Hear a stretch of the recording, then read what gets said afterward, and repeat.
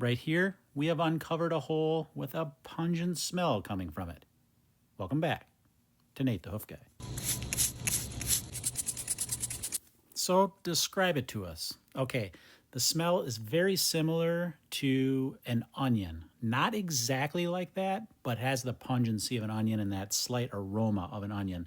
Not totally unpleasant, but yet I still know exactly what this is. This is dermatitis that has colonized and starting to work its way on that corium in that little dark hole there. Now this likely started as a defect, that base of that toe triangle there, right on that axial wall side. And from there, then dermatitis was able to colonize on that lesion, and that's why we've got the problem we have here.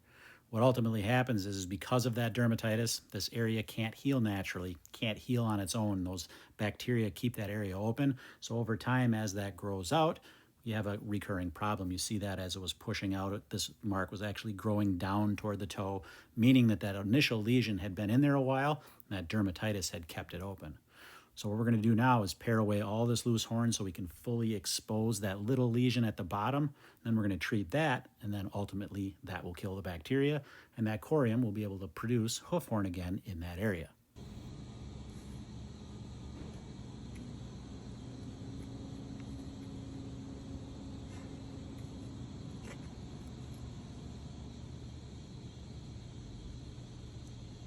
This is kind of a tricky little area to work because of that other claw that gets in my way as I'm trying to make those cuts in there. But you got to kind of work through it. Luckily, this is an area where we don't see a lot of defects. Most of the defects are going to be on the abaxial wall side, the other side of the claw in general. You do see them here on occasion, but like I said, it's rare.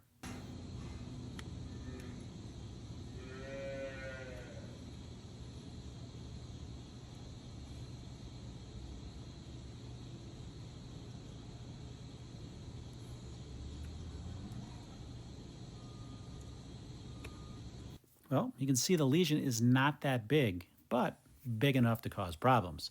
So now we're going to get this foot trimmed up. We're going to get a block on that other claw, and we're going to go back and work on thinning these margins around this lesion.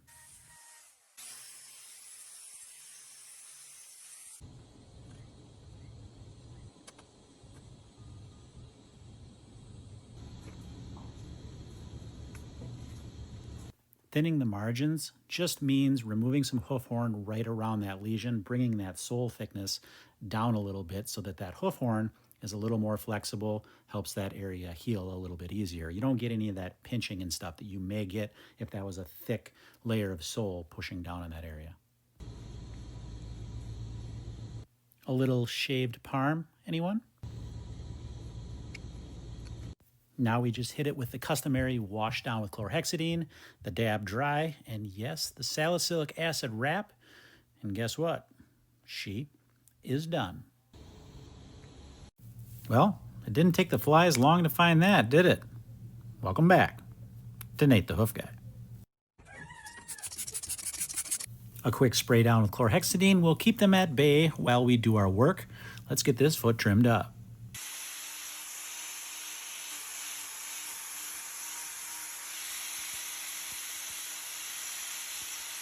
So what we have here is a case of digital dermatitis that's begun to underrun this heel and this sole. So we're going to need to trim away any of that loose horn. That is, of course, after we finish trimming this hoof up.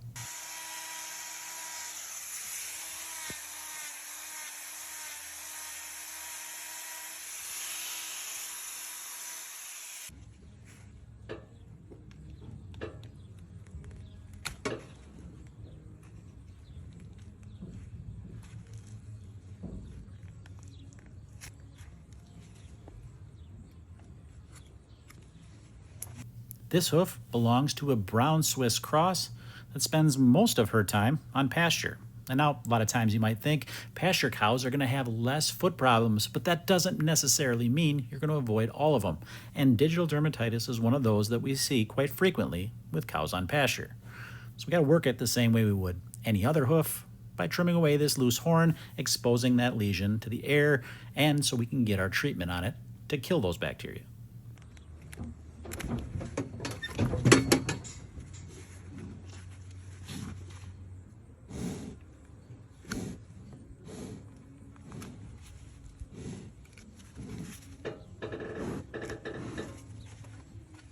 It was super quiet on this day. You can hear all the noises and everything in the outdoors. You can even hear the cow breathing. It's so quiet.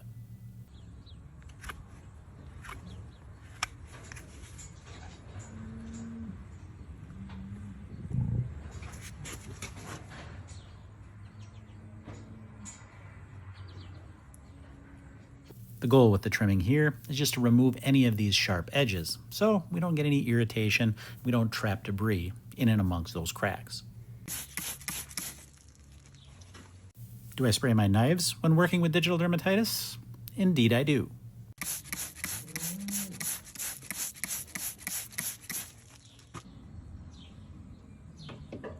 Now that we've got it thoroughly rinsed off, a light sprinkling with some copper sulfate, a healthy dose of salicylic acid, and that wrap can go on. After that, you got it. She is done. What you're about to see is the aftermath of a cow trying to get rid of her bad shoe. Welcome back to Nate the Hoof Guy.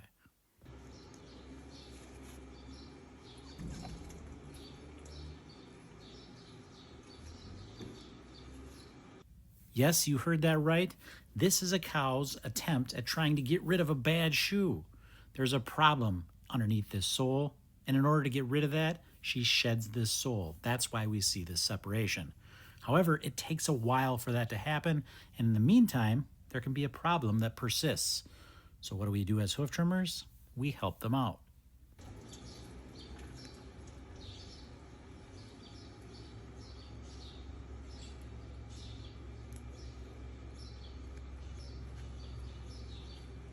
Based on the location of this mark, I fully expect to find a sole ulcer up underneath this released sole. You have to work carefully because quite likely that sole ulcer is going to be pushed up tight against this sole. So I need to lift this sole away as I make these cuts so I don't get into that ulcer area itself. I just want to remove the loose horn.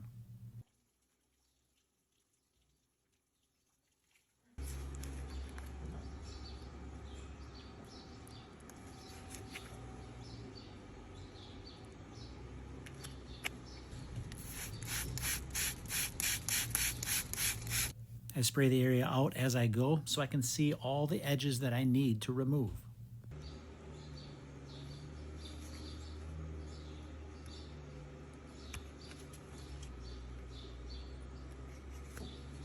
A sole ulcer forms from too much pressure being exerted on that corium by the pedal bone inside the foot. A pedal bone is just one of those bones inside the foot that transfers weight from the cow to the hoof capsule itself. When there's too much weight there, you end up with a lesion like this, known as a sole ulcer. And this one is in that typical sole ulcer location. So we got this hoof horn trimmed away now. We're going to dab this dry. We're going to wrap her with some salicylic acid. And to take the pressure off of this claw, you got it. We're going to put a block on that other claw. And then, well, we're going to let her go. And she's done.